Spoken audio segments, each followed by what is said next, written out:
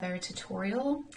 Today we're focusing on literary analysis, and we're specifically focusing on how to compile your works cited page after you've chosen your piece of literature that you want to focus on for the literary analysis essay.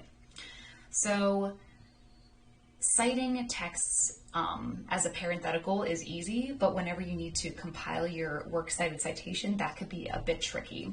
So the first thing you want to have open is our literary analysis MLA citation template. So this is a PDF template that I've created for you, and I have only the top 4 most popular works that you might choose. So when I say the type of work, I mean if you are reading from a print book, and if you are, you're going to want to focus on this template. If you're reading an anthology, meaning if you're reading a collection of stories or poems, you're going to want to focus on this. If you're reading from an ebook, maybe you downloaded something on your Kindle, anything like that, you're going to want to focus here. And if you have focused on something that you have read just online, Googled something and read it on the webpage, you can go ahead and focus here. Sometimes whenever you're surfing the web, you'll find a PDF version document of the poem or short story you want to read online. And if you found a PDF, despite the fact that you found it online, you're going to want to focus here at the bottom, PDF file, okay? So today I'm simply going to show you how to compile a works cited page, and we're going to focus on a page from a website or an online news article.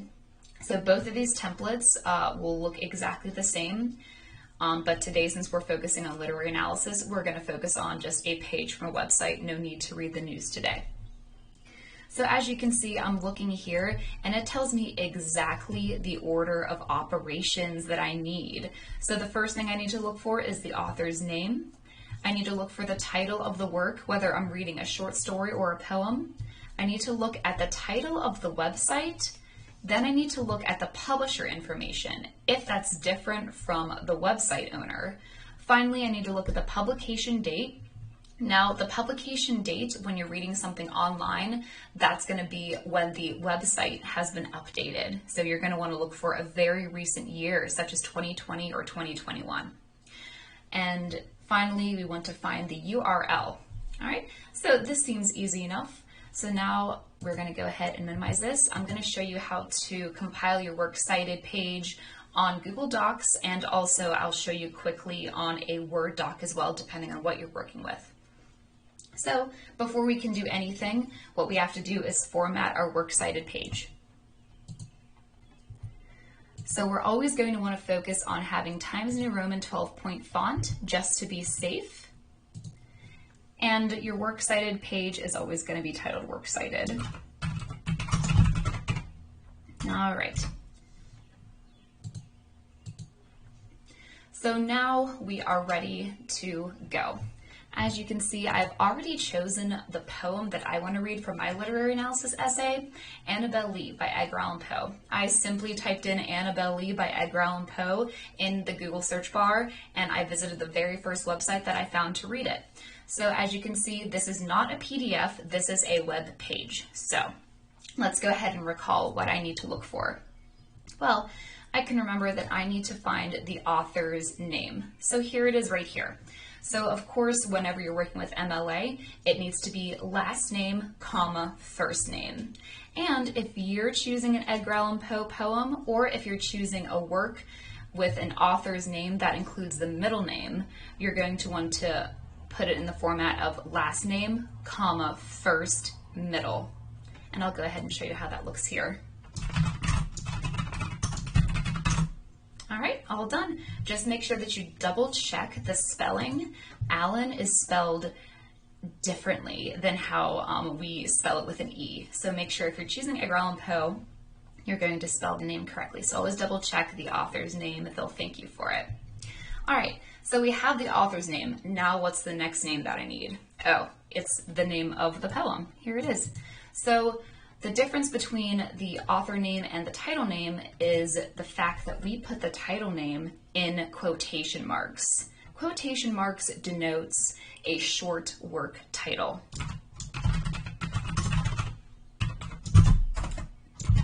All right. So as I'm moving along here, let me double check and make sure everything is correct. All right, I got the author's last name, comma, first name, period, I'm good. And then I moved on to the title in quotes with a period. I think I'm still doing okay. Excellent. The next thing that I need is I need to take a look at the website title. So before you look in the URL, look in the upper left-hand corner first. Most of the time, that's where you're going to find the website title. Sometimes it's different from the URL. So right now, we're going to take a look at Poetry Foundation. This is the title I want to use for the website title. The special thing about the website title is it's in italics. This means that the website is the large container containing the poem.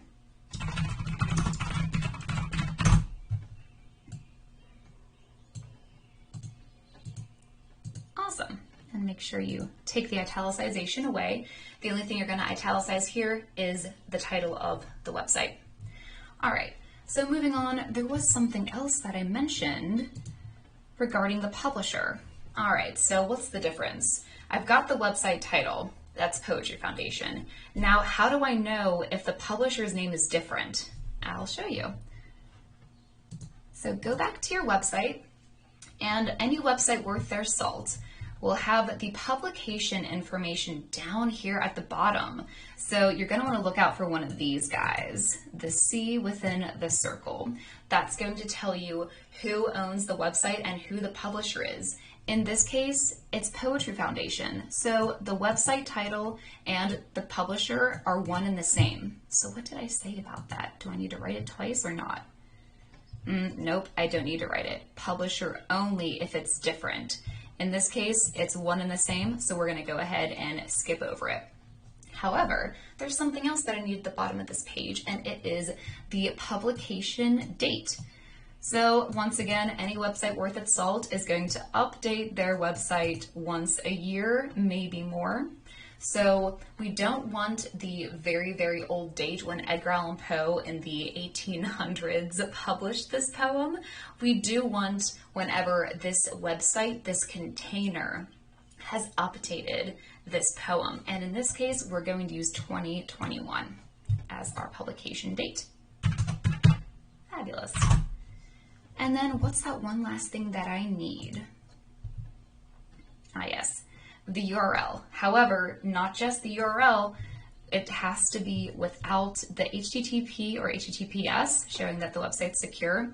So based on MLA style guidelines from 2016, these need to be removed. If you leave this go, and it's within your URL, it makes the entire citation wrong. So make sure you manually delete it. So here's what I do. I just basically go here, copy, paste, make sure you put a period at the end because you need to treat this like a sentence. So it's not over or it's not complete until you add the period. But I can't just leave this go. I need to delete the HTTPS, and I can go ahead and break that link. All I do is just backspace. All right, so we have our amazing, beautiful citation for our poem, for our literary analysis essay. Awesome, but we are not done. There's a couple more things we have to do stylistically to make this look just the way it has to. Okay, so what else do we need to do? First, we need to make sure that our citation is double spaced. So if you're working in a Google Doc, you're going to want to go here to line spacing. Double. Excellent. Now we're good. All right, but there is one more thing that we still have to do. And what is that? What is the thing that every works cited entry needs? Hanging indents, okay? And you can kind of see that if you look at this template, I have hanging indents. See how this is indented left, but this is tabbed in and this is tabbed in? This is called a hanging indent because the first line kind of hangs over the top. So it's uncommon indentation, but it only appears on your works cited page. So how do you make that happen? It's such a pain. However, I will show you a quick and easy way to add a hanging indentation. I'll show you here in Google Docs, and then I'll show you in the Word document. They differ slightly. So if you're a person who's working in a Google Doc, here's what you'll do. go ahead and highlight your citation, and then you're going to want to go to Format, Align and Indent, because a hanging indent, this is kind of where we're going to use context clues. And you're going to want to go down to Indentation Options. Awesome. So this is what we want. Look at the special indent and click the drop down arrow and then click Hanging and then click Apply. Fabulous. And now we're done. All we have to do is do all of this over again in a Word document. So just for the sake of time, all you really need to do is insert this into a Word document if that's what you want to use. So I'm going to go ahead and copy it over. Okay, almost painless. So make sure that whenever you're working with your Word document, because they can be a little finicky, make sure you double check that this is double spaced. If you are working in a Word document, you can find your line spacing here. Line and paragraph spacing, click that, 2.0, perfect.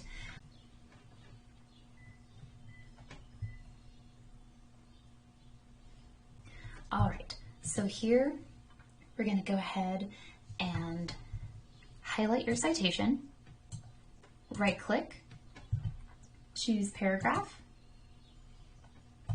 draw your attention to the indentation section here,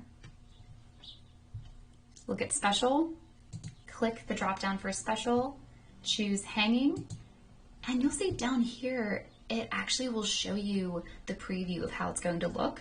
So make sure you double check this and make sure that bottom line moved in. Then go ahead and hit OK. Fabulous. So now we have completed our works cited page in Google Docs and in a Word doc.